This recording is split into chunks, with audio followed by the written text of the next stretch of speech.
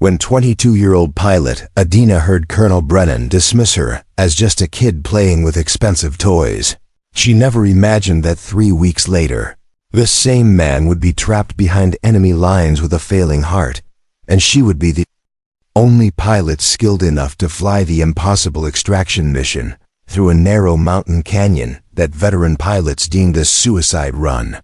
Before we jump back in, tell us where you're tuning in from, and if this story touches you, make sure you're subscribed, because tomorrow, I've saved something extra special for you. The morning sun cast long shadows across Falcon Ridge Air Base as Adina completed her third perfect landing of the day.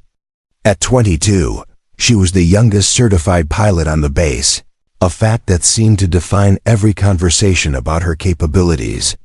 She shut down the Cessna's engines and began her post-flight checklist with the same meticulous attention to detail that had earned her a spotless safety record over 8 months of service. "Nice flying, kid," called out Master Sergeant Torres as she climbed down from the cockpit. The words were meant as a compliment, but Adina caught the subtle emphasis on kid that seemed to follow her everywhere. At 5'6", with bright green eyes and auburn hair that she kept regulation short, she looked even younger than her years, a fact that never went unnoticed in military briefings. Falcon Ridge served as a strategic transport hub for NATO operations across Eastern Europe. The base hummed with constant activity, cargo planes arriving with supplies, reconnaissance aircraft departing for intelligence missions, and training flights that prepared pilots for the complex mountain terrain that surrounded their Romanian location.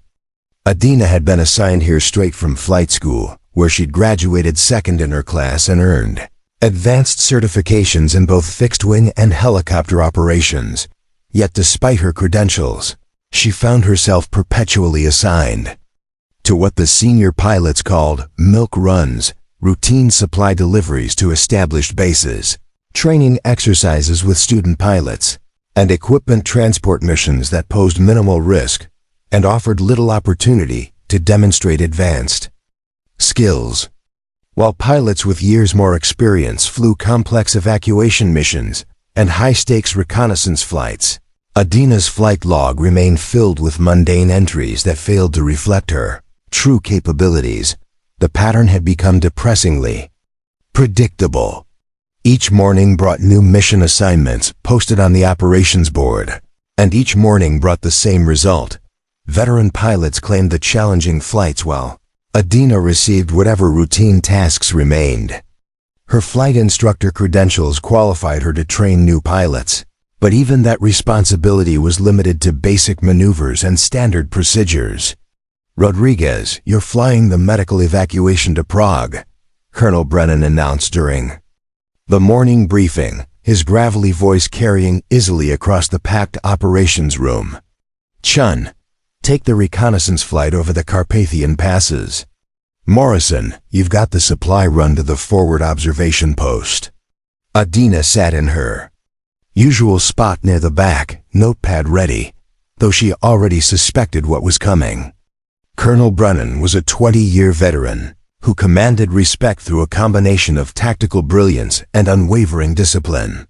He was also, she had learned, deeply skeptical of anyone who looked like they belonged in college rather than a cockpit. "Peterson, you're handling advanced navigation training with the new recruits," Brennan continued. "And Adina." He paused, consulting his clipboard with what seemed like mild irritation. "You get to ferry replacement parts to the maintenance depot in Bucharest. Try not to get lost." The comment drew scattered chuckles from the assembled pilots, though Adina noticed that several of her colleagues looked uncomfortable with the obvious slight. Getting lost wasn't a concern for someone who had never received a single navigation citation, but pointing that out would only reinforce the perception that she was defensive about her age and experience. After the briefing, Adina lingered near the flight planning station, reviewing weather reports and airspace restrictions for her assigned route. It was while studying the meteorological data that she overheard the conversation that would crystallize her growing frustration with the base's command structure. I don't understand why command keeps assigning real missions to inexperienced pilots, Morrison was saying to Rodriguez as they prepared their flight plans. Some of these routes require split-second decision-making and years of experience reading terrain and weather patterns. Who are you talking about? Rodriguez asked, though his tone suggested he already knew. The kid, Morrison replied, nodding toward Adina's direction. She's technically proficient, I'll give her that. But there's a difference between flying a textbook approach and handling an emergency when lives are on the line. Age matters in this job. Rodriguez lowered his voice, but not enough to prevent Adina from hearing his response. Brennan thinks she's got potential, but he's not about to risk experienced personnel on missions where someone might freeze up under pressure. Better to keep her on safe assignments until she's got a few more years under her belt. The words stung because they reflected assumptions rather than evidence. Adina had never frozen under pressure, had never made a critical error, had never given anyone reason to doubt her composure in challenging situations. But she also understood that proving herself required opportunities that she wasn't being given. It was a circular problem that seemed to have no solution. She couldn't demonstrate advanced capabilities without access to advanced missions. But she couldn't access advanced missions without first demonstrating those capabilities. What frustrated her most was the knowledge that her technical skills exceeded those of several pilots who regularly flew complex missions. She had spent countless off-duty hours in the flight simulator, mastering emergency procedures and challenging approaches that weren't part of standard training. Her instrument ratings were current for weather conditions that grounded other pilots, and her knowledge of regional geography was comprehensive, enough to navigate without GPS assistance. But none of that seemed to matter when mission assignments were distributed based on assumptions about maturity and experience rather than demonstrated competence and preparation. What the senior pilots didn't know was that Adina had been preparing for advanced missions from her first day at Falcon Ridge, while her official duties kept her busy with routine flights and training exercises. Her off-duty hours were dedicated to an intensive self-improvement program that went far beyond military requirements. Every evening after the base settled into its quiet routine, Adina could be found in the Flight Simulation Center, running through scenarios that pushed the boundaries of standard operating procedures.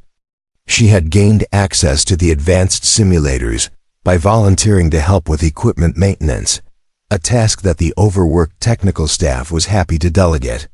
In exchange for keeping the systems updated and calibrated, she earned unlimited access to simulation programs that most pilots her age wouldn't encounter for years. The scenarios she practiced weren't random exercises. Adina had carefully studied the region's most challenging flight paths, identifying routes that required exceptional skill and preparation.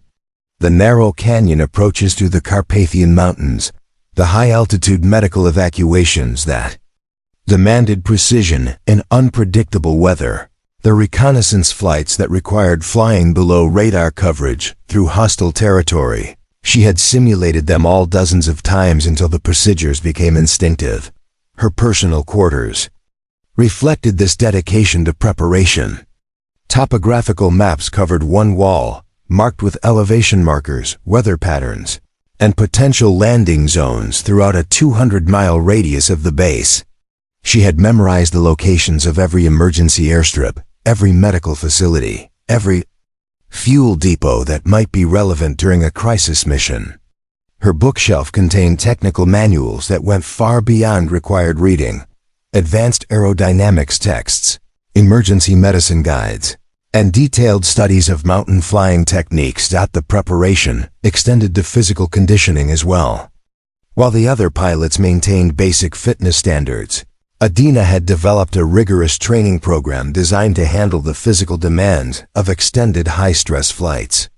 She could function effectively with minimal sleep, had trained herself to maintain steady hands under extreme time pressure, and had developed the kind of spatial awareness that allowed her to navigate complex terrain by instinct rather than constant reference to instruments.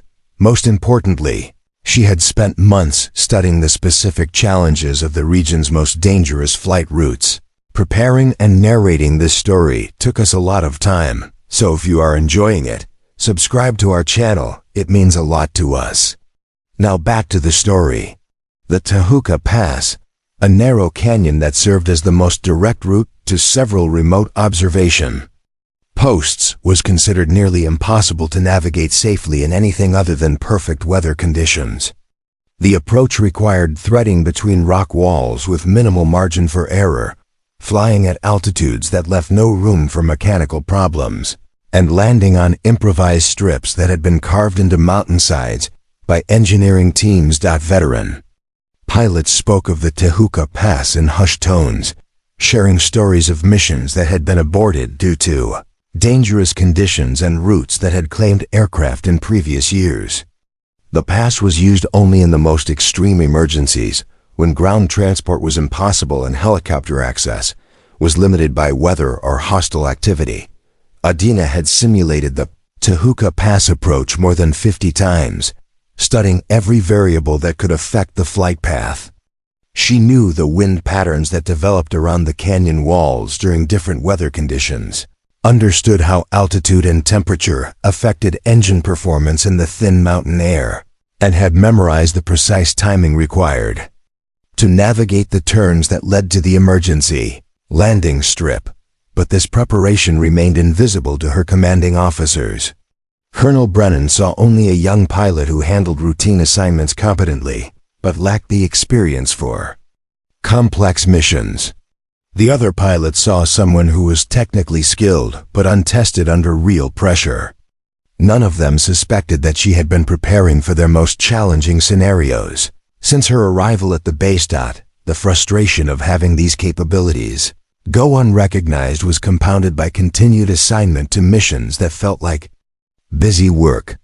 Each morning brought the same pattern: complex flights assigned to senior pilots, routine tasks relegated to the inexperienced personnel. Adina had begun to wonder if she would spend her entire service career flying supply runs and training flights while watching others handle the meaningful missions. The breaking point came during a mission planning session for a high priority medical evacuation. A diplomat had suffered a heart attack while visiting a remote research station, and time was critical for getting him to a cardiac care facility. The mission required flying through challenging mountain terrain and marginal weather conditions, then landing at an improvised airstrip that had been cleared only days earlier. This is exactly the kind of flight that requires experience and judgment, Colonel Brennan explained to the assembled pilots. Weather conditions are borderline, the landing zone is unpredictable, and we're working against a tight time window. Rodriguez, you're the logical choice for pilot in command. Adina had studied the proposed flight path extensively and recognized that it was well within her capabilities. The weather conditions, while challenging, were not beyond the limits she had trained for in the simulator. The landing strip, according to the intelligence reports, was similar to several sites she had practiced approaches for during her off-duty preparation. She raised her hand tentatively. "Sir, I've reviewed the flight parameters, and I believe I could handle this mission. My instrument ratings are current for the weather conditions, and I've studied the terrain extensively." The room fell silent. Several pilots turned to look at her with expressions ranging from surprise to barely concealed amusement. Colonel Brennan's face showed the kind of patience reserved for explaining obvious facts to those who should already understand them. "Adina," he said, his tone carefully controlled, "this isn't a training exercise or a supply run. This is a life-or-death situation that requires maturity and experience that you simply don't have yet. Someone's life is literally in our hands." The dismissal was swift and final, but it carried an edge that cut deeper than usual. This time, it wasn't just about her youth or inexperience. It was about the assumption that she couldn't be trusted with something truly important. 3 weeks passed after the medical evacuation incident, and Adina noticed a subtle but unmistakable shift in how her colleagues treated her.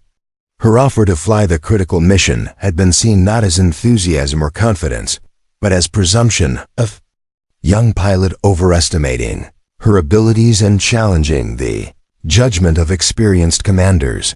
The change was most apparent during the daily briefings. Where conversations had once been cordial, even friendly, there was now a distance that hadn't existed before. When she entered the operations room each morning, conversations would pause just long enough to make her aware that she had been the subject of discussion. Pilots who had previously included her in their post-flight debriefs now seemed to wrap up their conversations as she approached. I heard she actually thought she could handle the cardiac evacuation to the research station. She overheard Lieutenant Beck saying to Major Larson as they reviewed flight plans near the weather station, "Can you imagine? That route requires at least 5 years of mountain flying experience.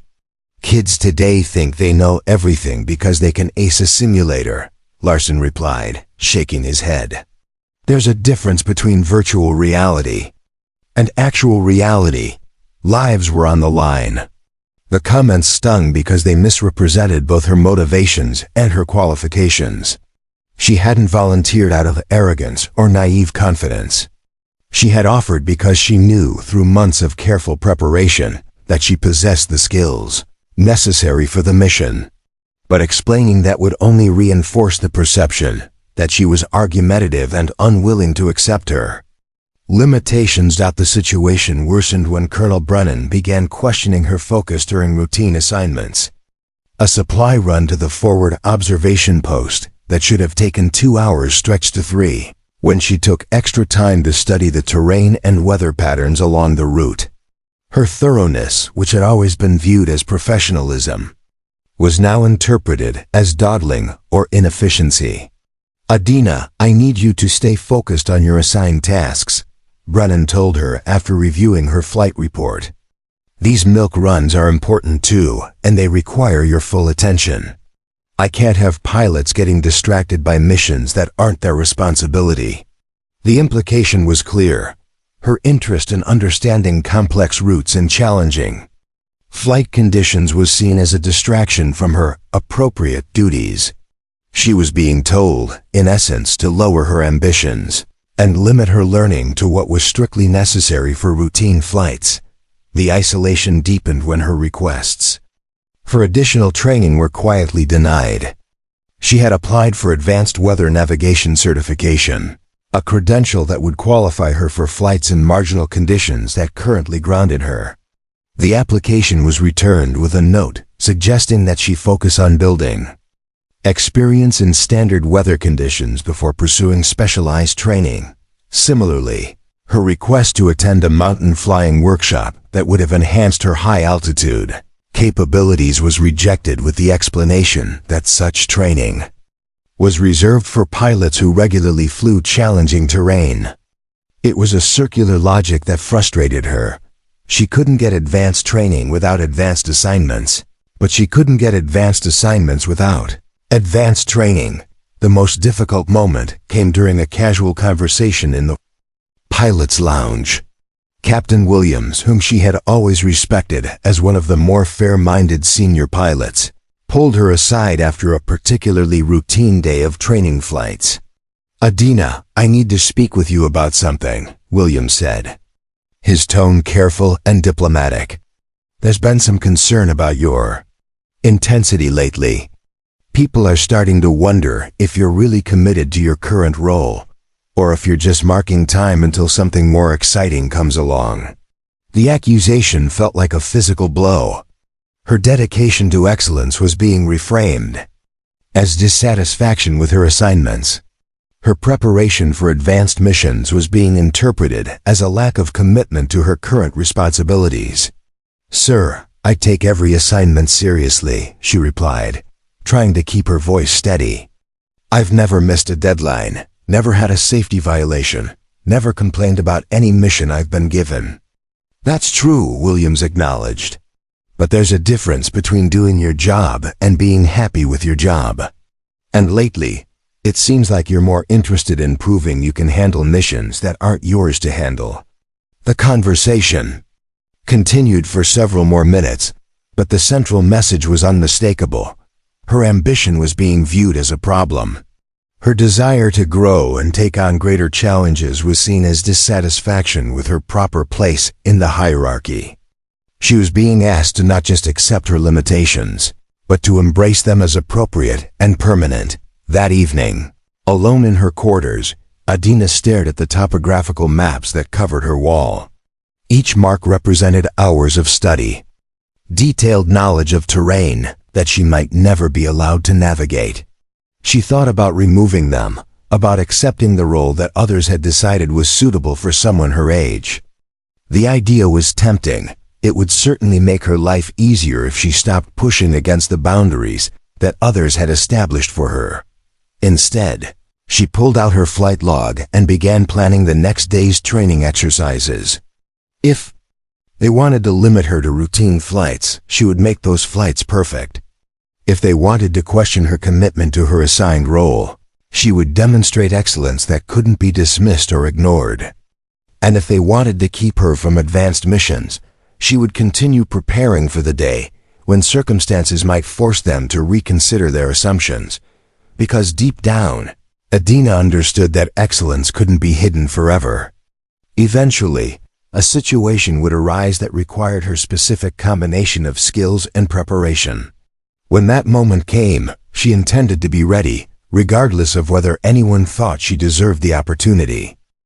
The breaking point came during the monthly pilot evaluation meeting, where Colonel Brennan reviewed each aviator's performance and discussed future assignments. Adina had been expecting a routine review. Her safety record remained spotless. Her efficiency ratings were consistently high, and she had completed every assigned mission without incident. Instead, she found herself sitting across from Brennan's desk, while he frowned at a folder that seemed to contain more documentation than her simple record should have required. "Adina, we need to discuss your career trajectory," Brennan began, his tone suggesting that this was not going to be the encouraging conversation she had hoped for. "I've been reviewing your performance over the past few months, and while your technical skills remain solid, there are some concerns about your focus." The word hung in the air like an accusation. Focus. As if her dedication to understanding every aspect of military aviation was somehow a character flaw. "Sir, could you be more specific about these concerns?" she asked, maintaining the professional tone that military protocol required. Even as her stomach clenched with apprehension, Brennan consulted the folder again, though she suspected he already knew exactly what he intended to say. "Multiple supervisors have reported that you spend considerable time studying flight routes and terrain that fall outside your assigned responsibilities. You've made requests for training that exceeds your current role requirements, and there have been instances where you volunteered for missions that frankly exceed your experience level." Each item on his list felt like a distortion of her actual motivations and actions. Her study of regional terrain made her a more effective pilot on a mission, regardless of complexity. Her requests for additional training demonstrated commitment to professional development. Her willingness to volunteer for challenging assignments showed initiative and confidence in her abilities. But she could see that Colonel Brennan viewed these same actions through a completely different lens. To him, they represented overreach, impatience, and a dangerous lack of awareness about her proper place in the unit's hierarchy. "Sir, I believe that understanding the full scope of our operational environment makes me a better pilot, even on routine missions," she replied carefully. "Knowledge of challenging routes and emergency procedures ensures that I'm prepared for any situation that might arise." "That's exactly the attitude I'm talking about," Brennan said, leaning back in his chair with the expression of someone who was finally getting to the heart of a long-standing problem. "You're 22 years old, Adina. You've been flying military aircraft for less than a year. The idea that you need to be prepared for any situation suggests a fundamental misunderstanding of how military aviation works. The colonel's voice carried the weight of absolute certainty. We don't throw inexperienced pilots into complex situations hoping they'll figure it out. We build experience gradually through years of progressively challenging assignments. What you call preparation, I call premature ambition. Adina felt something cold settle in her chest. This wasn't a performance review, it was a judgment about her character and her place in the military hierarchy. Brennan wasn't questioning her technical abilities. He was questioning her right to develop those abilities beyond what he considered appropriate for her age and experience level. The truth is, Brennan continued, aviation is ultimately about judgment, and judgment comes from experience. You can memorize every technical manual and simulate every emergency scenario, but that doesn't substitute for the kind of mature decision-making that only develops over years of actual flight time. With respect, sir, Adina said, choosing her words carefully. How can I develop that experience and judgment if I'm never given opportunities to apply my skills in challenging situations? The question hung in the air for a moment. Then Brennan's expression hardened, and she realized she had crossed a line that she hadn't even known existed. Because some mistakes can't be undone, he said quietly. Because when you're flying a mission that matters, when lives are on the line and split-second decisions determine whether people live or die, there's no room for on-the-job training. The military doesn't exist to provide growth opportunities for ambitious young pilots. It exists to complete missions successfully. The words felt like a door slamming shut on her future. Brennan wasn't just limiting her current assignments. He was telling her that her age and experience level made her fundamentally unsuitable for meaningful responsibility. In his view, she wouldn't be ready for complex missions for years, possibly decades. I need you to understand something, Brennan continued, his tone shifting to what she recognized as his command voice. This unit's success depends on everyone accepting their role and performing it excellently. When pilots start thinking they're ready for responsibilities beyond their assignment level, it creates problems that extend far beyond individual ambition. He closed her folder with a gesture that felt final. I'm reassigning you to primary training duties. You'll be working exclusively with student pilots on basic flight operations. It's important work, and it's work that matches your actual experience level. I think you'll find it educational. The reassignment was clearly intended as both a limitation and a lesson. Instead of flying any missions at all, she would be teaching others to fly. Instead of building her own experience, she would be confined to ground-based instruction and elementary training flights. As she left Brennan's office, Adina understood that her career at Falcon Ridge had reached a crossroads. She could accept the limitations that others had placed on her, embrace the role of permanent trainee, and abandon any ambition beyond what was considered appropriate for her age. Or she could continue preparing for opportunities that might never come, knowing that her persistence was viewed as a character flaw rather than a professional virtue. That evening, she sat in her quarters and made a decision that would define everything that followed. She would accept the training assignment without complaint, perform it with excellence, and continue her unofficial preparation for advanced missions. Because somewhere deep inside, she believed that circumstances would eventually prove Colonel Brennan wrong about what she was capable of accomplishing. 2 weeks into her new role as primary flight instructor, Adina had settled into a routine that felt like professional exile. Her days were spent in classrooms and on practice runways, teaching eager student pilots the fundamentals of takeoff procedures and basic navigation.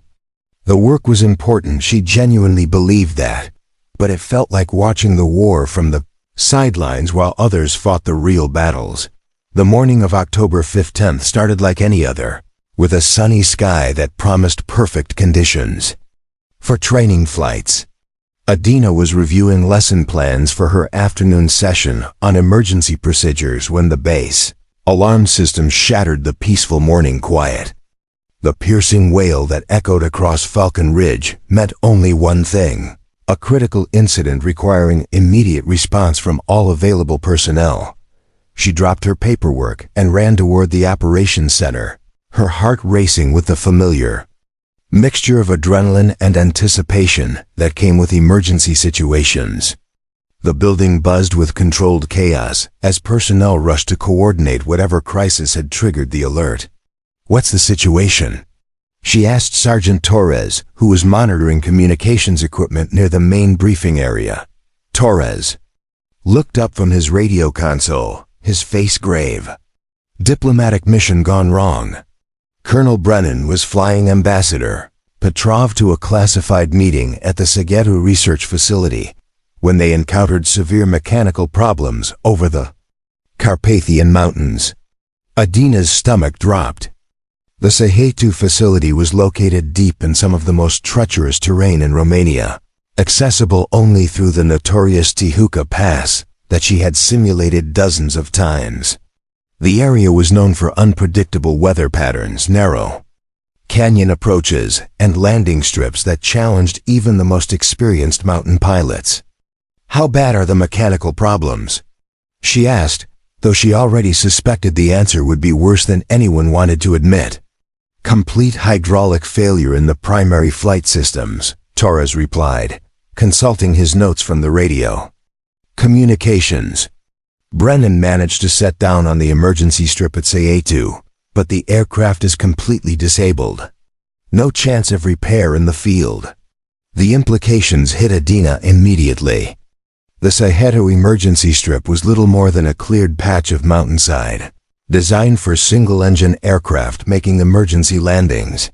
It was not equipped for comfortable stays or extended waiting periods.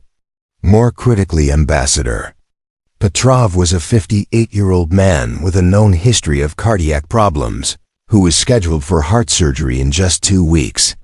"What's the extraction plan?" she asked, though she already knew the answer would reveal the complexity of the situation. Torres grimaced. "That's the problem. Weather conditions are deteriorating rapidly in the mountains. The pass is already showing wind shear that's beyond safe limits for helicopter operations, and the forecast calls for it to get worse throughout the day." Adina moved closer to the main operations display, where a detailed map showed the location of the disabled aircraft and the current weather patterns affecting the region. The Tehuca Pass, marked in red to indicate dangerous conditions, was the only viable route to reach the Cessna facility. Alternative routes would require a ground expedition that could take days to organize and execute. Major Larson was coordinating the rescue efforts from the main communications station. "I need options for immediate extraction," he announced to the assembled personnel. "We have a high-priority diplomatic target, and we need him off that mountain before the weather makes any rescue attempt impossible." "Sir," Captain Rodriguez interjected, "the helicopter squadrons are reporting that wind conditions in the pass exceed safe operating parameters. The canyon walls are creating severe downdrafts and unpredictable air currents." "What about fixed wing options?" Larson asked, though his tone suggested he already knew the limitations. "The Cessna strip is 800 meters long and carved into a mountainside," replied Major Chun, who had flown missions to the facility during calmer weather. "Landing there requires perfect conditions and extensive mountain flying experience. With current wind patterns, it's essentially impossible." Adina studied the weather data displayed on the main screen. Wind speeds in the pass were hovering at the edge of flyable conditions, but the patterns were consistent with the scenarios she had practiced extensively in the simulator. The approach would be challenging, requiring precise timing and intimate knowledge of how the canyon walls affected air currents, but it was not impossible for a pilot who understood the specific techniques required for mountain navigation. She stepped forward slightly, her voice cutting through the discussion. "Sir, I've studied the Tehuca Pass approach extensively. The current wind conditions are challenging but manageable with the right technique." The operations center fell silent. Every eye turned toward her, and she could see the same expression of disbelief that had greeted her previous offers to take on challenging missions. Major Larson's face showed the kind of patient tolerance reserved for explaining obvious facts to those who should already understand them. "Adina," Larson said carefully, "this isn't a training exercise. We're talking about one of the most dangerous approaches in Eastern Europe, in deteriorating weather conditions, with the life of a senior diplomat at stake." "I understand the stakes, sir," she replied, her voice steady despite the familiar sting of dismissal. "I also understand the approach. I've simulated this exact scenario dozens of times, studying the wind patterns and terrain features that make the pass navigable even in marginal conditions." Captain Williams, who had criticized her intensity just weeks earlier, shook his head with obvious exasperation. "Simulations aren't reality, and this situation requires experience that comes from years of actual mountain flying, not theoretical knowledge." The dismissal was swift and predictable, but this time it carried different weight. This wasn't about her career advancement or personal ambitions. This was about Colonel Brennan, the same man who had relegated her to training duties, sitting on a mountainside with failing aircraft and deteriorating weather, while the people responsible for rescuing him debated whether conventional solutions could overcome unconventional problems. As the discussion continued around her, Adina realized that she was watching a perfect demonstration of the institutional thinking that had limited her opportunities from the beginning. The same logic that kept her from advanced missions was now preventing the base from considering her as a solution to their most critical challenge. But this time, the consequences of that thinking extended far beyond her personal frustration. This time, lives were on the line. The next 2 hours revealed the devastating inadequacy of conventional rescue approaches. As Adina watched from the periphery of the operations center, every attempted solution ran into the same insurmountable obstacles. The weather was too dangerous for helicopters, the terrain too challenging for ground approaches, and the landing strip too demanding for standard fixed-wing operations. "Helicopter Squadron Alpha reports severe turbulence and emergency abort," came the radio communication from the first rescue attempt. Captain Morrison's voice crackled through static as his aircraft fought the violent air currents of the Tijuca Pass. Wind shear exceeded safe parameters at 1,200 meters. Unable to maintain stable flight path. Major Larson's jaw tightened as he acknowledged the report. Morrison was one of their most experienced helicopter pilots, someone who had successfully completed extractions in challenging mountain conditions. If he couldn't navigate the pass, it suggested that helicopter rescue was simply impossible under current conditions.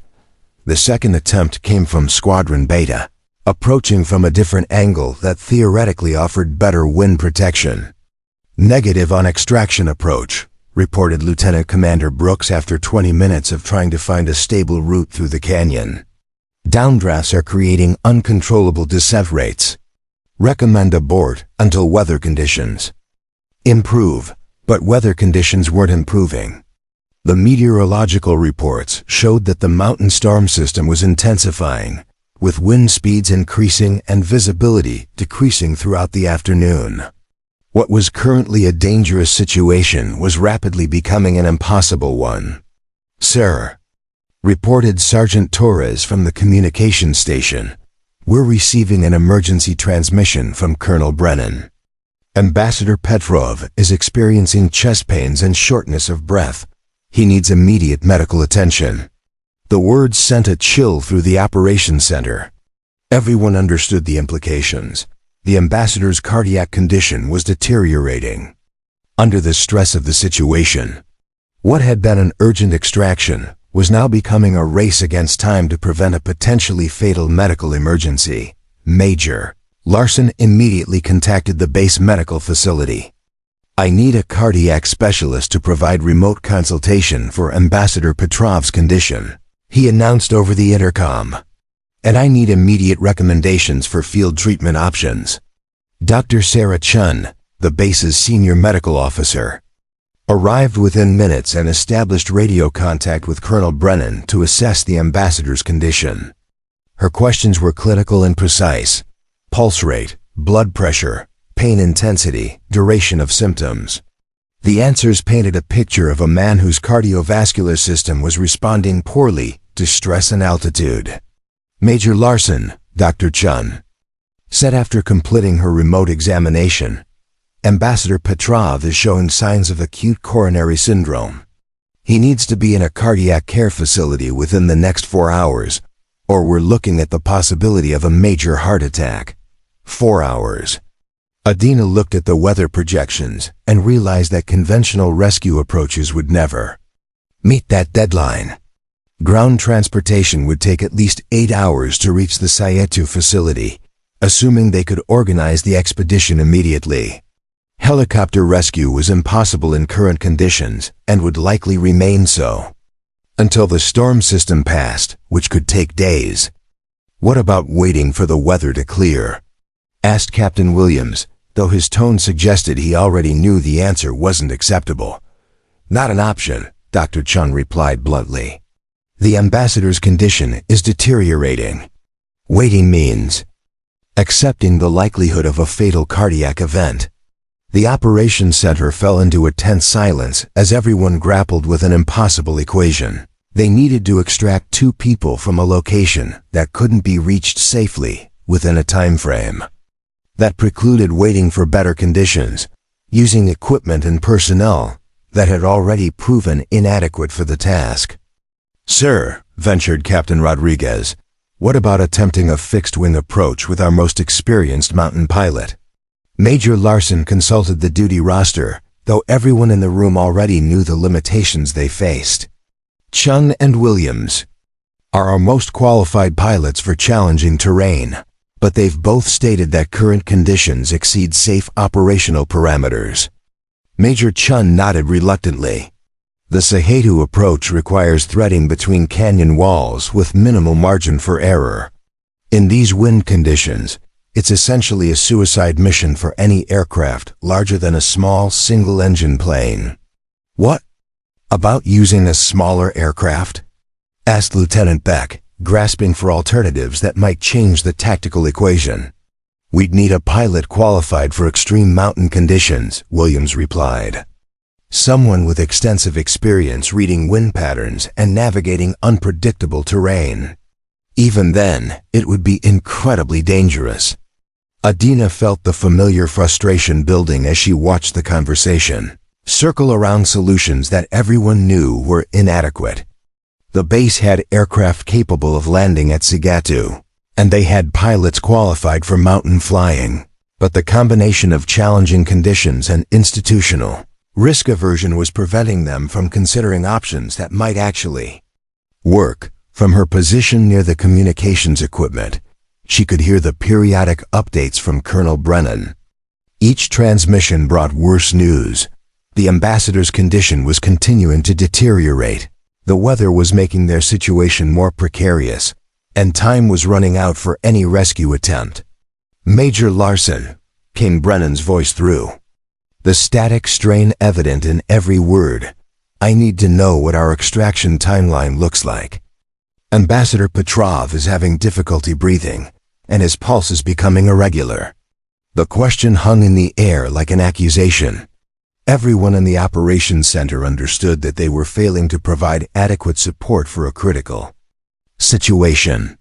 They had the responsibility to extract 2 people from a dangerous location, but they lacked the will to attempt solutions that carried significant risk.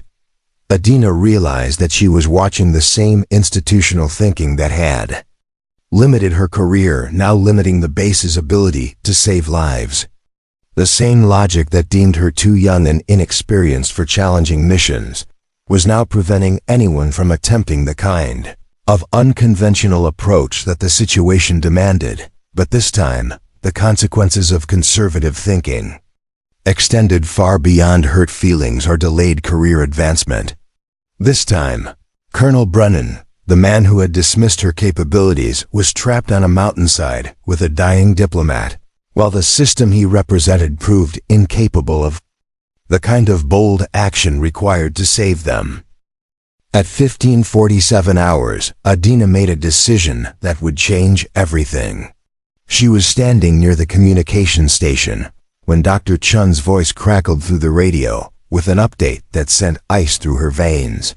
Major Larson, Ambassador Petrov's condition has deteriorated significantly. Colonel Brennan reports that he's experiencing severe chest pain and his breathing is becoming labored. Based on his symptoms, I estimate we have less than 2 hours before we're looking at a potentially fatal cardiac event. 2 hours. Adina looked around the operations center at the faces of experienced officers and seasoned pilots, all of whom had concluded that rescue was impossible under current conditions. The weather wasn't improving, conventional approaches had failed, and institutional procedures had no answer for a situation that demanded unconventional solutions. Major Larson was coordinating a ground expedition that everyone knew would arrive too late. Captain Williams was reviewing weather projections that offered no hope of improved conditions. The entire command structure was focused on managing an impossible situation rather than solving it. But Adina knew something that none of them seemed to fully grasp. The Tijuca Pass approach was difficult and dangerous, but it was not impossible. Not for someone who had spent months studying every variable, practicing every maneuver, and preparing for exactly this type of emergency. The wind patterns that had defeated helicopter pilots were predictable to someone who understood how the canyon walls channeled air currents. The approach that seemed suicidal to pilots used to standard procedures was manageable for someone who had mastered the specific techniques required for extreme mountain flying. She stepped away from the communications area and walked toward the flight line, her mind already shifting from observer to pilot. In her quarters, she had detailed notes on wind compensation techniques for the Tijuca Pass, emergency landing procedures for the Cessna Strip, and contingency plans for weather-related complications. More importantly, she had the single-engine Cessna 172 that she used for training flights, an aircraft small enough to handle the tight confines of the pass and maneuverable enough to compensate for unpredictable wind conditions. The decision crystallized as she realized that everyone else was focused on why the mission couldn't be accomplished, while she was the only person who understood how it could be accomplished. Colonel Brennan had relegated her to training duties because he believed she lacked the judgment and experience for critical missions. In less than 2 hours, she would prove that his assumptions about her capabilities were not just wrong. They were dangerously wrong. But taking action meant violating direct orders, ignoring established protocols, and risking her career on a flight that every senior officer had deemed too dangerous to attempt. If she failed, she would be responsible for the loss of an aircraft and possibly her own life. If she succeeded, she would have saved 2 lives by demonstrating exactly the kind of initiative and capability that her commanders insisted she didn't possess. Adina walked to the hangar where her training aircraft was stored, her movements purposeful and calm despite the magnitude of what she was contemplating. The Cessna 172 was a reliable single-engine aircraft that she knew intimately from hundreds of hours of flight time. It was equipped with modern navigation systems and emergency equipment, but more importantly, it was small enough to navigate the tight quarters of mountain flying and responsive enough to handle the kind of precise maneuvering that the Tijuca Pass demanded. She began her pre-flight inspection with the same methodical attention to detail that had characterized every flight of her career. Fuel levels, control surfaces, engine condition, emergency equipment, every system checked and double-checked according to protocols that had become second nature.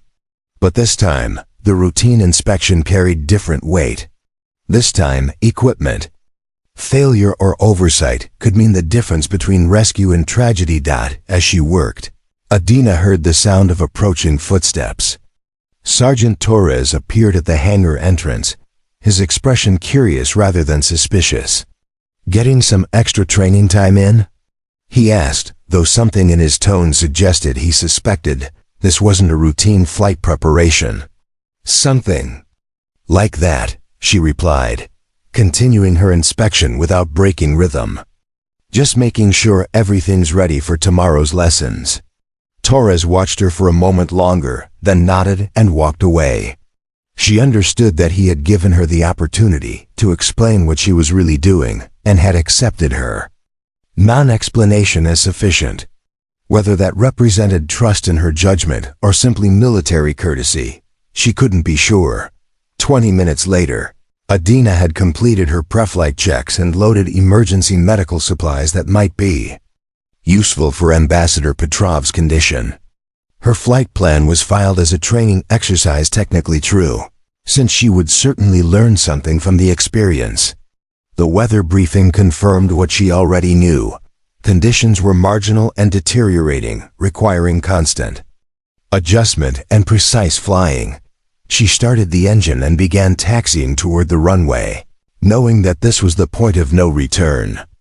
Once she took off, she would be committed to a course of action that would either save 2 lives or end her military career. There would be no opportunity for second thoughts, no chance to reconsider the wisdom of challenging institutional authority. As the Cessna reached the end of the runway, Adina keyed her radio for takeoff clearance. Her voice was steady and professional, giving no indication that she was about to attempt what every senior pilot on the base had declared impossible. Falcon Ridge Tower, this is Training Flight 247 requesting departure to the northwest for navigation. Exercises. Training Flight 247, you are cleared for takeoff. Be advised that weather conditions in the mountain areas are deteriorating rapidly. Understood, Tower. I'll monitor conditions carefully. The response was routine, professional, and completely inadequate to describe what she was actually about to attempt. But as Adina advanced the throttle and felt the aircraft accelerate down the runway, she understood that some situations required action rather than explanation. Colonel Brennan had spent weeks teaching her that youth and inexperience disqualified her from critical responsibilities. In the next 2 hours, she would teach him that competence and determination could overcome both institutional prejudice and impossible circumstances. The Cessna lifted into the afternoon sky, carrying with it the hopes of 2 men trapped on a mountainside and the career of a young pilot who had finally decided that some things were worth any risk. The first 20 minutes of flight revealed why conventional wisdom had declared the rescue impossible. As Adina approached the foothills of the Carpathian Mountains, she encountered turbulence that would have challenged even experienced mountain pilots. Wind shear from the canyon systems created unpredictable air currents that required constant adjustment to maintain stable flight, but the turbulence was exactly what she had trained for during months of simulator practice. Each gust and downdraft followed patterns that she had memorized, compensating with control inputs that had become instinctive through repetition. Where other pilots encountered chaos, she found familiar challenges that required familiar solutions. Training Flight 247. Be advised that we're showing severe weather conditions ahead of your flight path, came the concerned voice of air traffic control. Recommend immediate return to base. Adina keyed her microphone, knowing that this was likely the last communication she would have with base control until after the mission was complete. Understood, Control. I'm monitoring conditions and will return if they exceed safe parameters. The response was diplomatically vague, technically true and completely misleading about her actual intentions. But it bought her the time she needed to reach the point where radio communications would become impossible due to the mountain terrain. As she climbed toward the entrance of the Tehuka Pass, the weather conditions intensified beyond anything she had experienced in actual flight. The wind speeds that had defeated helicopter pilots created violent air currents that threw the small aircraft around like a toy. But the Cessna's lighter weight and more responsive controls allowed her to ride the turbulence rather than fight it. Using techniques that she had practiced endlessly in simulation, the approach to the pass itself was a masterpiece of precision, flying that would have been impossible without her months of preparation. The canyon walls rose on either side of her flight path, creating a narrow corridor that left minimal room for error. Wind patterns between the walls generated downdrafts and crosswinds that required split-second compensation, turning the approach into a continuous series of precise corrections. Adina flew by reference to landmarks that she had memorized from topographical maps and satellite imagery. Each ridge, each rock formation, each change in canyon width corresponded to specific adjustments in altitude, airspeed, and heading. The navigation was too complex for standard instruments, requiring the kind of terrain familiarity that could only come from intensive study. Halfway through the pass, she encountered the conditions that had forced previous rescue attempts to abort. Severe downdrafts created by the canyon walls generated uncontrollable descent rates that threatened to drive the aircraft into the ground. But Adina had anticipated this challenge, using power management techniques and flight path adjustments that allowed her to maintain altitude even as the air around her tried to pull the aircraft downward. The most technically demanding portion of the flight came during the final approach to the Siku landing strip. The facility's emergency runway was carved into a mountainside at an angle that required a precision approach with no margin for error. Too steep, and the aircraft would hit the mountain face. Too shallow, and she would overshoot the short runway and crash into the terrain beyond. Adina lined up the approach using visual references that she had studied extensively during her preparation. The landing strip appeared ahead of her like a narrow scar in the mountainside, shorter and more challenging than any runway she had used during actual flight operations. But she had practiced this exact approach dozens of times in simulation, perfecting the airspeed and descent rate that would allow the Cessna to touch down within the first 100 meters of available runway. The touchdown was firm, but controlled, with maximum braking applied immediately to stop the aircraft before the end of the short strip. As the Cessna rolled to a stop, Adina felt the relief and exhaustion that came with completing a flight that had tested every skill she possessed. Colonel Brennan was waiting at the edge of the runway, his expression showing a mixture of astonishment and something that might have been respect.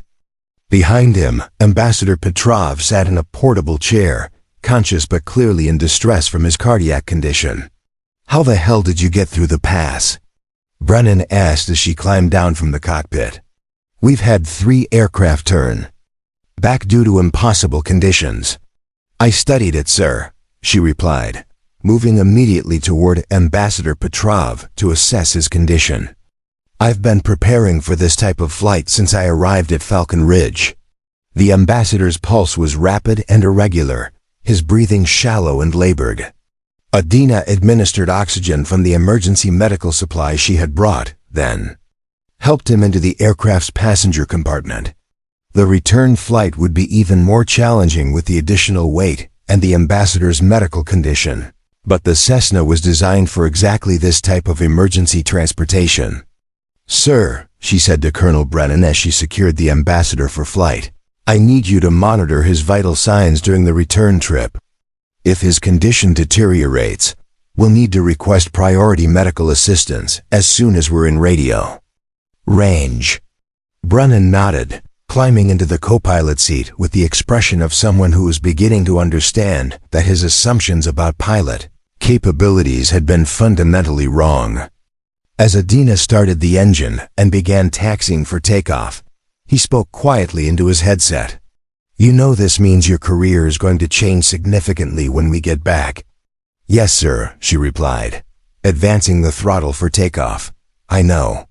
The return flight through the Tehuka Pass was even more challenging than the approach, with deteriorating weather conditions and the added responsibility of a patient whose life depended on reaching medical care quickly. But Adina flew with the confidence that came from having successfully completed the most demanding flying of her career. As they cleared the mountain peaks and regained Radio contact with Falcon Ridge. She transmitted the message that would announce the success of an impossible mission. Falcon Ridge Tower. This is training flight 247 returning with 2 passengers requiring immediate medical assistance. Request priority approach and medical personnel standing by. The response from air traffic control reflected the amazement of everyone who had believed the rescue was impossible. Training flight 247. Understand you have Colonel Brennan and Ambassador Petrov aboard. Medical teams are standing by. You are cleared for immediate approach. 20 minutes later, Adina watched as Ambassador Petrov was transferred to the base medical facility, his condition stabilized but requiring immediate cardiac care. She had accomplished what experienced pilots and institutional wisdom had declared impossible, using skills that her commanders had insisted she didn't possess. But as she completed her post-flight inspection and filed her flight report, she understood that the real test would come during the inevitable investigation into her unauthorized rescue mission. The celebration was brief and complicated. Ambassador Petrov had been successfully transferred to the cardiac care unit in Bucharest, where specialists confirmed that Adina's rapid extraction had likely prevented a fatal heart attack. Colonel Brennan was uninjured and effusive in his praise for the flying skills that had made the rescue possible. But beneath the relief and gratitude, everyone understood that serious questions remained about protocol, authority, and the chain of command. Adina found herself in the unusual position of being simultaneously a hero and a rule breaker, praised for her results while facing potential disciplinary action for her methods. The contradiction was evident in every conversation, every glance, every awkward moment of silence when she entered a room where senior officers were discussing her actions. "I've never seen flying like that," Captain Rodriguez told her during the immediate post-mission debrief. "The way you handled the wind shear in the pass was incredible. Where did you learn to compensate for mountain turbulence like that?" The question highlighted the central paradox of her situation. Her flying skills were now undeniably proven, but they raised uncomfortable questions about why those skills had been overlooked and underutilized. If she was capable of executing one of the most challenging rescues in the base's history, why had she been relegated to training duties and routine supply runs? Major Larson, who had coordinated the failed conventional rescue attempts, struggled to reconcile Adina's success with his previous assessments of her capabilities. "The meteorological conditions you flew through were beyond what we considered safe operational parameters," he said, reviewing the weather data from her flight. "How did you determine that the mission was feasible when experienced mountain pilots couldn't complete it?" "I prepared for it, sir," she replied, using the same explanation that had been dismissed as presumption just weeks earlier. "I studied the terrain, practiced the approach, and understood the specific techniques required for those conditions." But this time, her explanation carried different weight. Instead of being seen as naive confidence, her preparation was now viewed as prescient planning. The same dedication that had been criticized as inappropriate focus was now recognized as professional excellence that had saved lives. The most difficult conversation came with Colonel Brennan himself, who requested a private meeting to discuss what had happened during their hours together on the mountainside. His office felt different now, less like a place where limitations were imposed, and more like a space where difficult truths would be acknowledged. "Adina," he began, his tone carrying none of the dismissive authority that had characterized their previous interactions, "I owe you an apology that goes far beyond gratitude for saving my life." She sat across from his desk, unsure how to respond to this version of Colonel Brennan, humbled rather than commanding, questioning rather than certain. "I've spent the last 2 days thinking about every interaction we've had since you arrived at this base," he continued. "Every time I dismissed your capabilities, every training request I denied, every mission I assigned to someone else because I thought you weren't ready. And I've realized that I was wrong about more than just your flying skills. The admission hung in the air between them. Brennan, a career military officer whose authority depended on sound judgment about personnel capabilities, was acknowledging that his judgment had been fundamentally flawed. "The truth is," he said, "you were better prepared for that rescue mission than any pilot on this base. Not because you're naturally gifted, though you clearly are, but because you did the work that I should have recognized and encouraged. You studied terrain that others ignored, practiced approaches that others avoided, and developed skills that others didn't think were necessary." Adina felt a mixture of vindication and sadness. The recognition she had sought for months was finally being offered, but it had required a life-threatening emergency to make it visible to her commanders. "Sir," she said carefully, "I never intended to disobey orders or undermine your authority. I just knew that I could reach you when other options had failed." "That's exactly the problem," Brennan replied.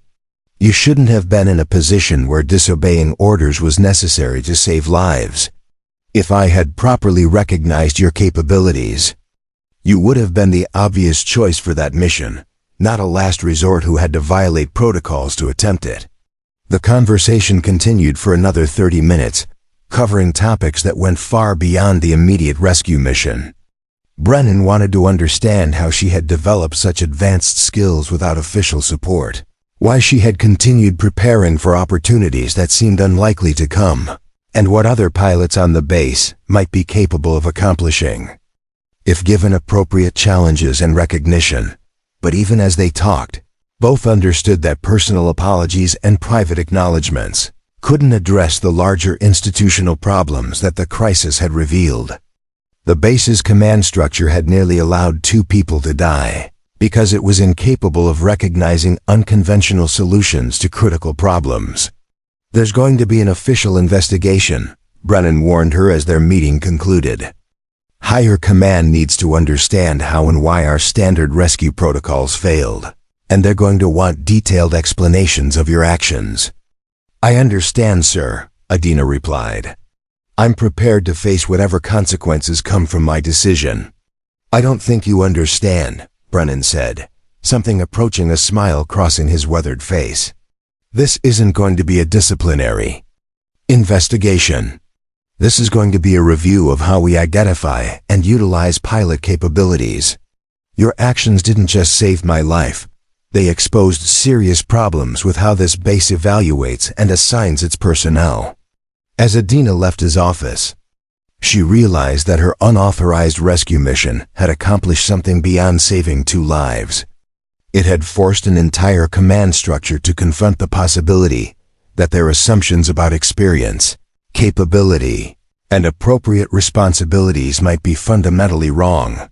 The investigation that was coming wouldn't just determine her future, it would determine whether the military was capable of learning from the crisis she had resolved, or whether institutional thinking would simply find new ways to limit unconventional approaches to critical problems.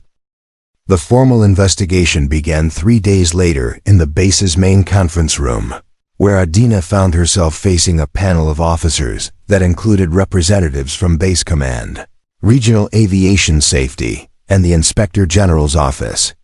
The room's formal setup, long table, recording equipment, stacks of documentation suggested that this was more than a routine inquiry into mission protocols. General Patricia Vasquez, who had flown in from Bucharest specifically for the investigation, served as the panel's senior officer. Her reputation as a fair but demanding leader was well known throughout the Eastern European command structure, and her presence indicated that Adina's actions had attracted attention far beyond Falcon Ridge.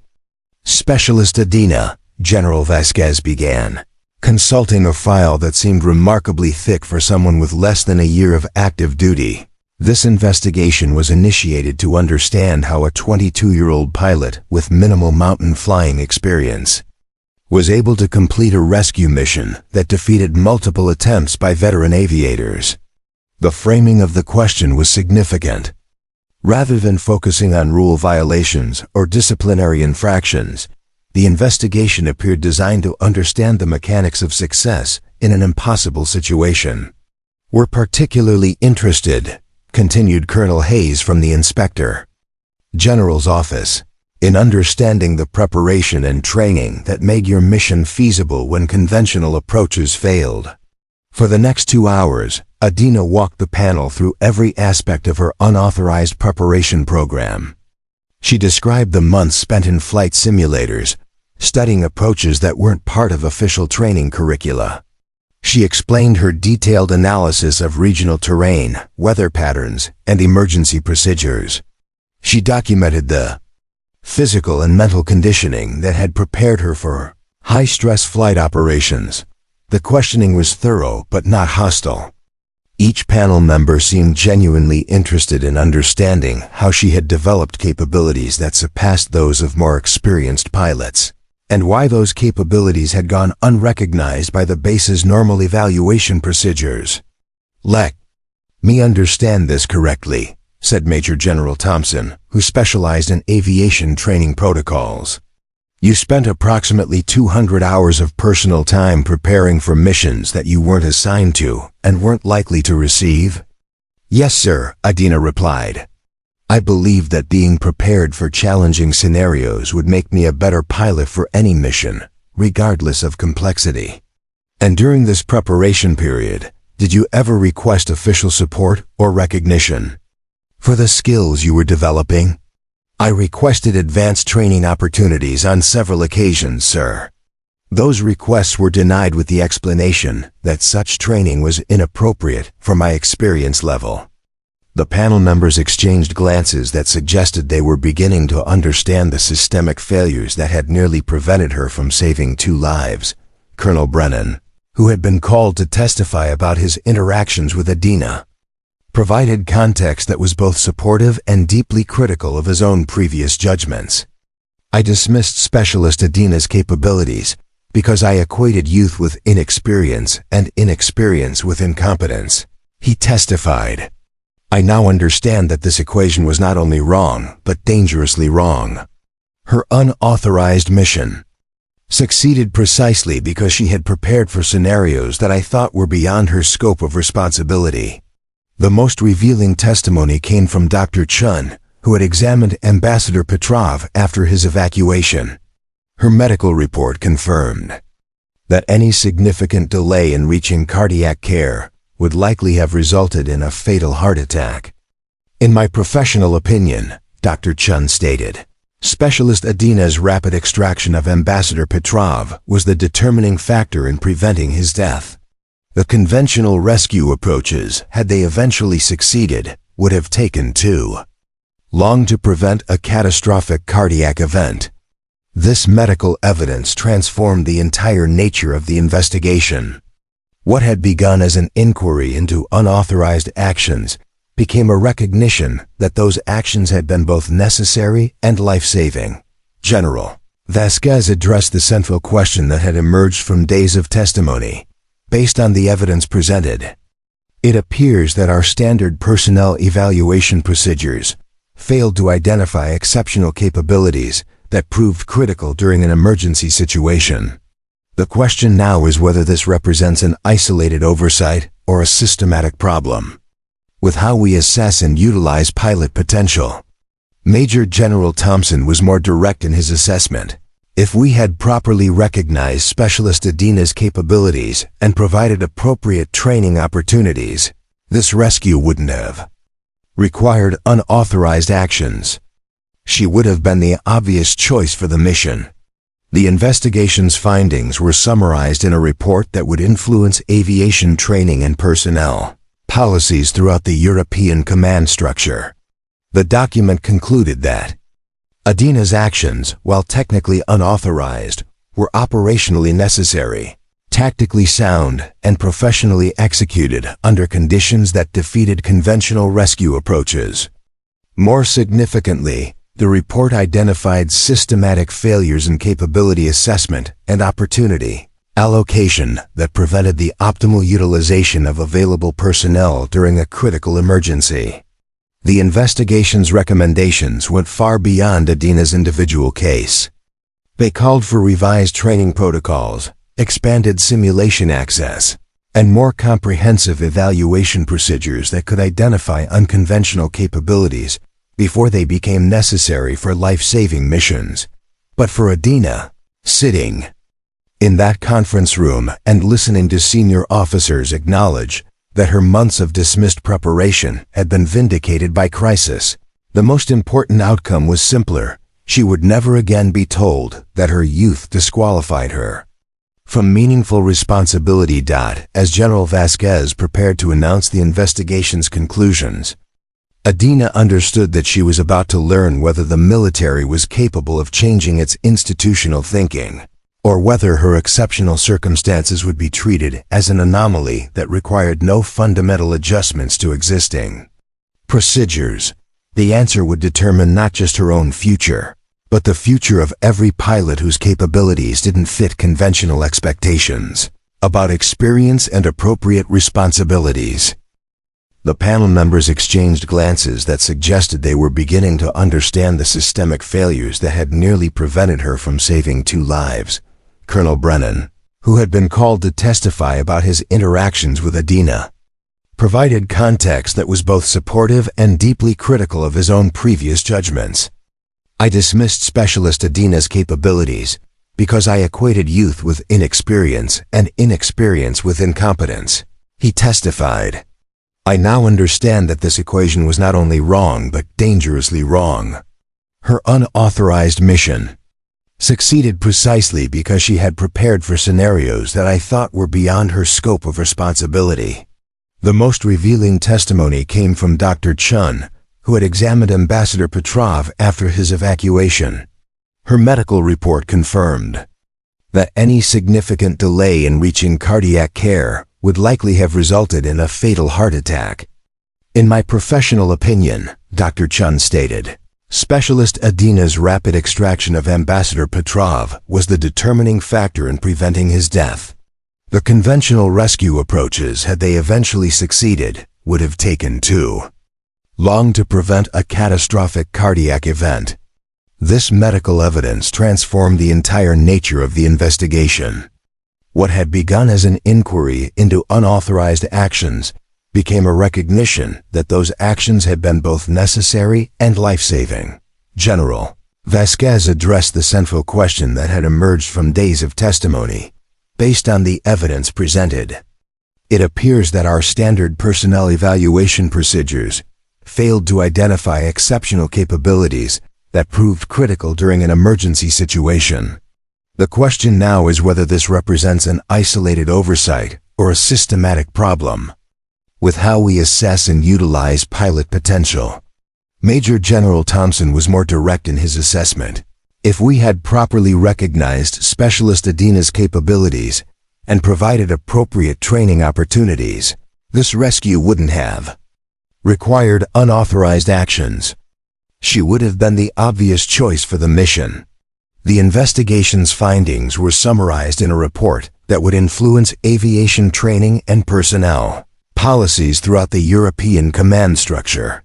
The document concluded that Adina's actions, while technically unauthorized, were operationally necessary, tactically sound, and professionally executed under conditions that defeated conventional rescue approaches.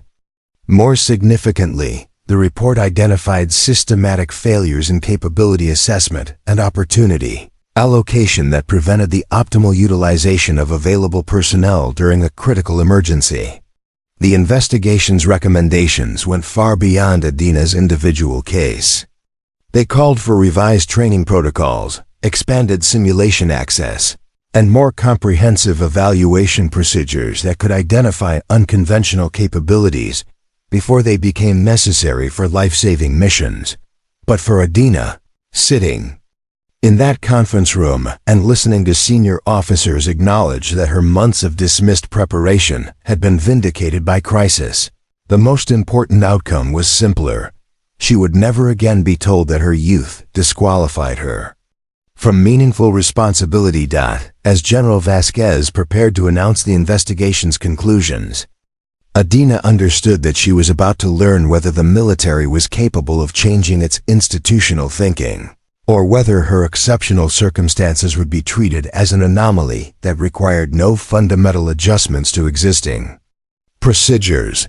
The answer would determine not just her own future, but the future of every pilot whose capabilities didn't fit conventional expectations about experience and appropriate responsibilities.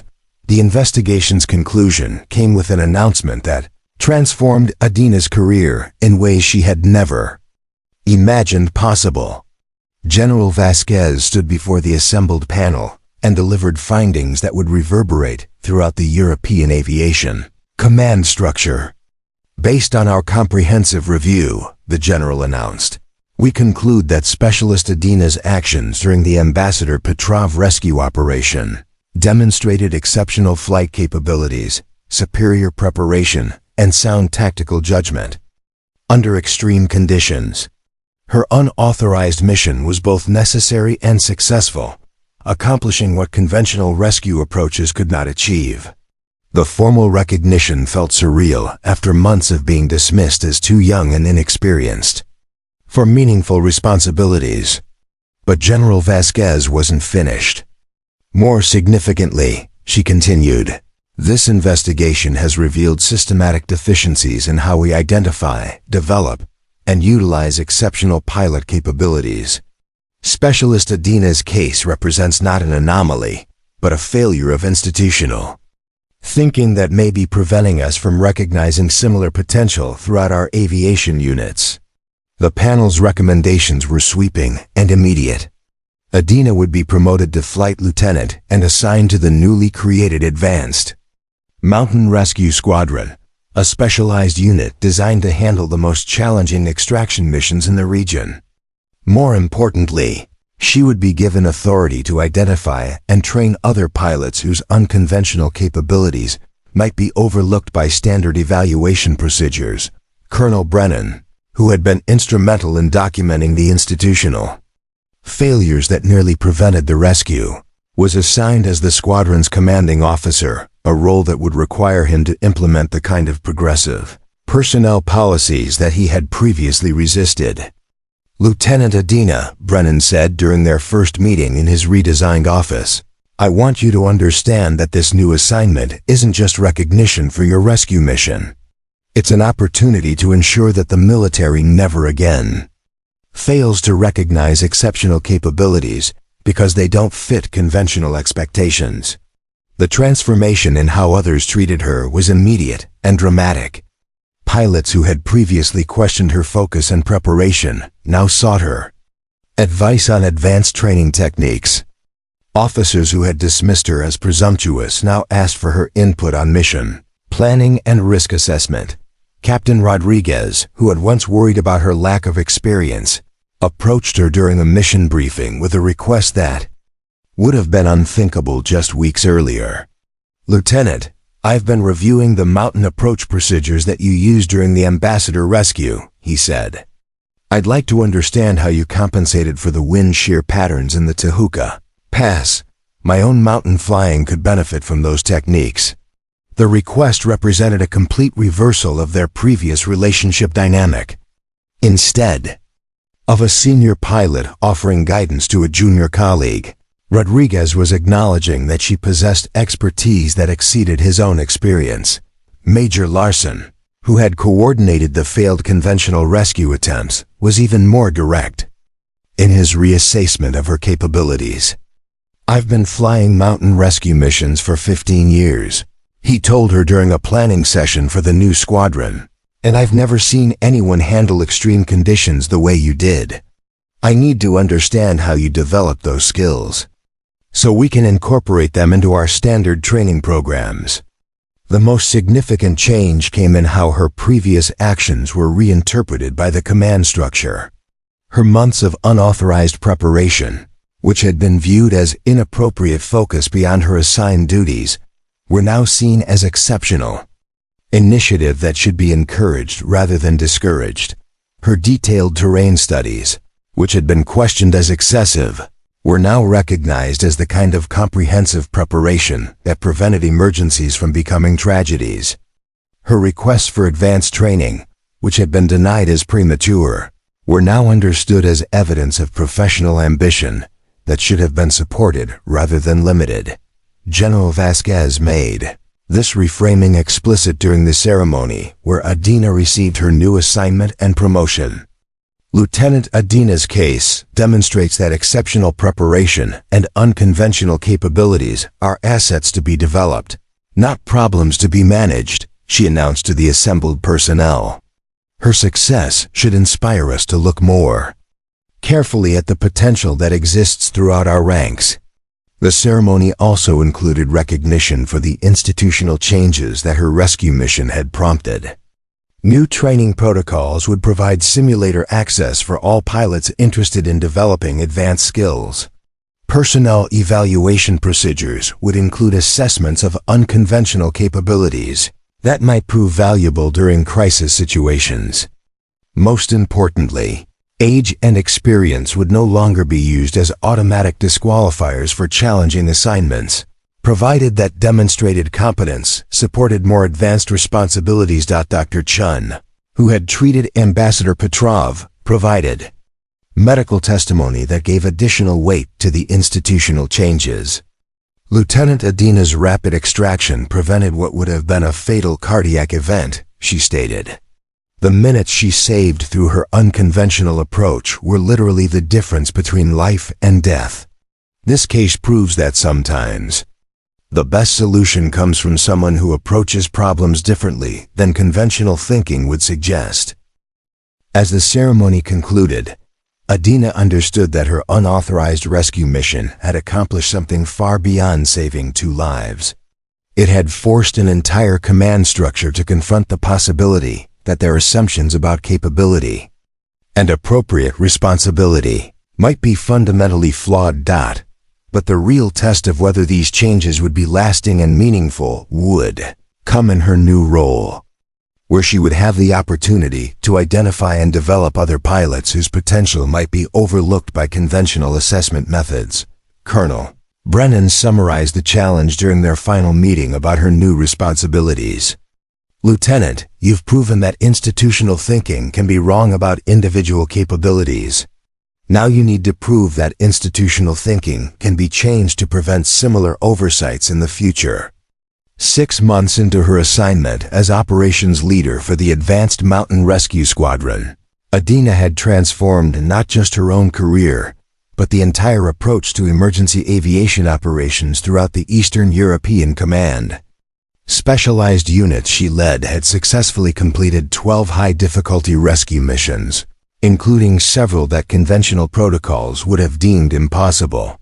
The morning briefing for Operation Clearwater exemplified how dramatically the base's approach to challenging missions had evolved. Instead of automatically assigning the most experienced pilots to complex operations, mission planners now considered which combination of skills and preparation offered the best chance of success, regardless of traditional seniority. Weather conditions over the Busiji Mountains are marginal for helicopter operations, Adina announced to her assembled team, studying the meteorological data displayed on the main briefing screen. But satellite imagery shows clear corridors through the canyon systems that could allow fixed-wing approach to the research station. Lieutenant Santos, a 25-year-old pilot who had been overlooked for advanced assignments until Adina identified his exceptional navigation capabilities, reviewed the terrain analysis. The approach window is narrow, but I've been practicing similar canyon flights in the simulator. The wind patterns are predictable if you understand how the mountain walls channel air currents. The conversation that followed would have been impossible under the previous command structure. Santos was young, relatively inexperienced, and proposing to fly a mission that senior pilots might have considered too risky. But his months of specialized training under Adina's guidance, combined with demonstrated competence in challenging conditions, made him the logical choice for the operation. The key factor, Adina explained to Colonel Brennan during the mission approval process, isn't Lieutenant Santos's age or experience level. It's his specific preparation for exactly this type of terrain, and his proven ability to handle precision flying under pressure. Brennan, whose own thinking had evolved significantly since the Ambassador Petrov rescue, nodded his approval. 6 months ago, I would have automatically assigned this mission to Major Chin or Captain Williams because of their experience. But you've taught me that experience means nothing if it's not the right kind of experience for the specific challenge. The success of Santos's mission, a flawless extraction of stranded researchers from a location that conventional wisdom deemed inaccessible, reinforced the validity of the squadron's new approach to personnel utilization. But for Adina, the real satisfaction came from watching the talented pilot receive opportunities that might have been denied under previous evaluation procedures. Her role had evolved beyond simply flying challenging missions to identifying and developing capabilities that traditional assessment methods missed. She had created a training program that allowed pilots to develop specialized skills based on their individual strengths rather than standardized progression. Through predetermined experience levels. Lieutenant Maria Popescu, a helicopter pilot, whose innovative approach to emergency medical extractions had been previously dismissed as unconventional, was now leading training sessions on advanced rescue techniques. Captain Alex Ionescu, whose detailed understanding of weather patterns had been considered excessive focus, was now the squadron's primary meteorological specialist. The most significant change was in how potential was identified and developed throughout the base. Adina had instituted a program that allowed any pilot to propose specialized training based on their interests and aptitudes, rather than waiting for official assignment to advance duties. We're not just changing how we handle emergency missions, she explained during a presentation to regional command staff. We're changing how we think about human potential and professional development. Instead of limiting people based on conventional expectations, we're developing them based on demonstrated capabilities and genuine interest. The results spoke for themselves. The Advanced Mountain Rescue Squadron had achieved a 100% mission success rate while handling operations that previous command structures would have considered too risky to attempt. More importantly, the squadron had demonstrated that exceptional performance could be developed rather than simply identified, provided that institutional thinking was flexible enough to recognize unconventional approaches.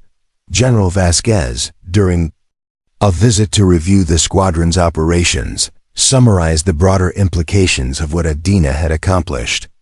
Lieutenant Adina's rescue of Ambassador Petrov was remarkable, but her transformation of how we develop and utilize pilot capabilities has implications that extend far beyond emergency operations. She's proven that institutional excellence requires institutional flexibility. The validation was professionally satisfying, but Adina's greatest pride came from watching other pilots achieve recognition for capabilities that might have remained hidden under previous evaluation methods. She had created an environment where preparation and dedication were rewarded rather than questioned, where unconventional approaches were considered assets rather than problems. Captain Williams, who had once criticized her for studying missions beyond her assigned responsibilities, now regularly consulted with her about advanced training opportunities for his own pilots. "You've changed how this entire base thinks about professional development," he told her during a mission planning session. "People are no longer afraid to exceed their assigned scope because they know that excellence will be recognized rather than questioned." But the most meaningful recognition came from Colonel Brennan during a private conversation about the squadron's future direction. "Adina, when I relegated you to training duties, I thought I was managing a problem. I now understand that I was wasting an exceptional resource. The question is, how do we ensure that the military never makes that mistake again?" Her answer reflected the institutional changes that her unauthorized rescue mission had ultimately made possible. "We judge people by their capabilities and preparation, sir, not by conventional assumptions about what those capabilities should be." 2 years after her unauthorized rescue mission had changed everything, Lieutenant Adina stood in the same briefing room where she had once been dismissed as too young and inexperienced for meaningful responsibility. But this morning, she wasn't. Listening to assignments, she was making them. Addressing a new class of pilots whose diverse backgrounds and unconventional capabilities would have been overlooked under the previous command structure. The mission parameters for Operation Mountain Shield are complex, she announced to the assembled aviators, studying faces that ranged from 21 to 35 years old, representing experience levels from recent flight school graduates to veteran pilots. Seeking specialized training. We have multiple extraction sites in challenging terrain, weather conditions that will test advanced flying skills, and time constraints that require precise coordination. Lieutenant Pavel Temescu, a 23-year-old pilot whose exceptional instrument flying capabilities had been identified through Adina's expanded evaluation procedures, reviewed the mission details with the kind of thorough analysis that she recognized from her own early days at Falcon Ridge. The canyon approaches require understanding wind compensation techniques that aren't part of standard training, Temescu observed. But the simulator protocols you've developed have prepared us for exactly these conditions. Captain Elena Radu, a former helicopter pilot who had transitioned to fixed-wing operations through the squadron's cross-training program, added her meteorological expertise to the discussion. Satellite imagery shows clear weather windows every 4 hours. If we coordinate our approaches with these intervals, we can complete all extractions within safe operational parameters. The conversation that followed demonstrated how completely the base's culture had transformed. Pilots discussed complex missions based on their specific capabilities rather than their rank or experience level. Training programs were designed around individual strengths rather than standardized progressions. Most importantly, preparation and innovation were encouraged rather than questioned. But the real test of institutional change came when the operations alarm sounded, indicating an actual emergency that would require immediate response. As personnel rushed to coordinate the rescue effort, Adina experienced a moment of déjà vu that transported her back to the morning when Colonel Brennan and Ambassador Petrov had been trapped on a mountainside. "We have a diplomatic aircraft down in the Retazat Mountains," reported Major Santos, who now served as the squadron's operations coordinator. "2 passengers, including Defense Minister Constantinescu, are stranded at an emergency landing site that's inaccessible to standard rescue approaches." The terrain description was familiar: narrow canyon access, unpredictable weather conditions, and landing strips that challenged conventional rescue capabilities. But this time, the response was dramatically different from the paralysis that had characterized previous emergency operations. "Lieutenant Temescu, your instrument flying qualifications make you optimal for the canyon approach," Adina announced after reviewing the mission parameters. "Captain Radu, I need your weather analysis for timing the extraction windows. Lieutenant Marinescu, prepare emergency medical supplies based on the passenger manifest." The assignments were made based on specific capabilities rather than general experience, reflecting the institutional changes that had transformed how the base approached challenging missions. There was no debate about whether young pilots were qualified for complex operations, no assumption that difficult missions required years of general experience rather than specific preparation. As the rescue team prepared for deployment, Colonel Brennan appeared in the operations center with an expression that mixed pride and amazement. 2 years ago, this base would have spent hours debating whether this mission was possible, he observed. Today, we're spending minutes determining the optimal approach. The mission proceeded with the kind of precision and confidence that had become characteristic of the Advanced Mountain Rescue Squadron. Lieutenant Temescu's canyon approach was flawless, demonstrating the advanced skills that would have gone undeveloped under previous training protocols. The extraction was completed within the optimal weather window, identified by Captain Radu's meteorological analysis. Most importantly, Defense Minister Constantinescu received immediate medical attention that prevented complications from a back injury sustained during the emergency landing. As the rescue aircraft returned to base, Adina reflected on the journey that had brought her from overlooked logistics specialist to leader of an elite aviation unit. Her unauthorized mission to save Colonel Brennan had accomplished something far beyond individual career advancement. It had proven that institutional thinking could be changed when circumstances forced honest evaluation of results rather than assumptions. The radio crackled with an incoming transmission from Lieutenant Tomescu. Base control. This is Rescue Leader 1 returning with 2 passengers requiring medical assistance. Mission accomplished without complications. The professional tone was familiar, but the underlying confidence was new. This was a young pilot who had been given opportunities to develop exceptional capabilities, rather than being told to wait years for assignments that matched conventional expectations about appropriate responsibilities. Colonel Brennan joined Adina at the communication station as they monitored the final approach. "You know," he said quietly, "that could have been you 2 years ago, if I had been smart enough to recognize what I was looking at." "It was me 2 years ago, sir," she replied with a slight smile. "You just couldn't see it yet." As the rescue aircraft touched down and medical teams rushed to assist the passengers, Adina understood that her unauthorized rescue mission had created ripple effects that would continue long after her own career had ended. She had proven that exceptional capabilities existed throughout the military, waiting to be recognized and developed by leaders willing to look beyond conventional assumptions about potential and appropriate responsibility.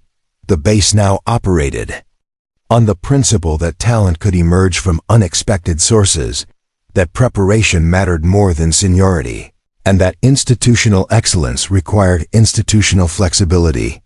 Lieutenant Tomescu and his generation of pilots would never face the dismissal and limitation that had nearly prevented her from saving lives, but most importantly, they would never have to choose between following orders and following their conscience.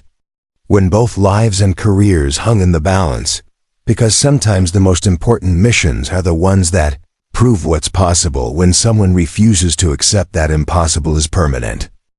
Up next, you've got 2 more standout stories right on your screen. If this one hit the mark, you won't want to pass these up. Just click and check them out. And don't forget to subscribe and turn on the notification bell so you don't miss any upload from us.